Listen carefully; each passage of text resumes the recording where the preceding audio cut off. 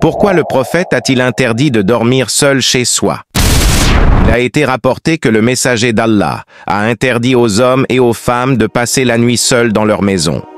Dans le Musnad d'Ahmad, d'après Ibn Umar, qu'Allah soit satisfait d'eux, le prophète paix et salut sur lui a interdit la solitude, que ce soit pour passer la nuit ou voyager seul.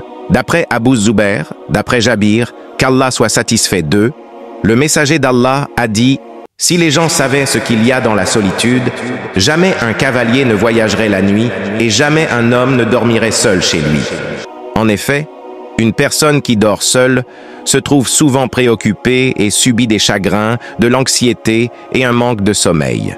C'est un danger que le diable exploite pour être une cause majeure de maladies psychologiques et physiques chez de nombreuses personnes. Il arrive souvent qu'une personne qui reste seule pendant de longues périodes soit influencée par le diable qui joue avec ses pensées, la rend triste et lui présente tous les malheurs du monde tout en lui rappelant des choses qui la chagrinent. Cela affecte son humeur et la rend méfiante envers les autres, même envers les personnes qui lui sont les plus proches. Avec le temps, la personne subit une influence psychologique puis physique. Ainsi, une maison vide d'êtres humains est habitée par des djinns. Pour dominer et expulser le diable de cette demeure, il est recommandé de lire la sourate Al-Baqarah tous les 3 jours dans la maison.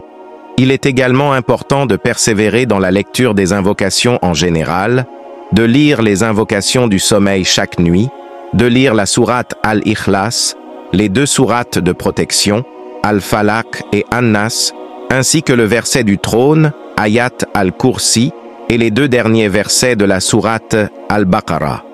Il ne fait aucun doute que la persévérance dans le dhikr, invocation, protège le musulman du diable. D'après Abu Huraira, qu'Allah soit satisfait de lui, le messager d'Allah a dit « Ne faites pas de vos maisons des tombes ». En effet, le diable s'éloigne de la maison où l'on lit la sourate Al-Baqarah. Les Hanbali disent qu'il est préférable pour chaque homme ou femme de chercher quelqu'un de licite avec qui passer la nuit afin d'éviter cette aversion. Mais il n'y a pas de péché à passer la nuit seul si l'on ne peut pas faire autrement. Allah est le plus savant.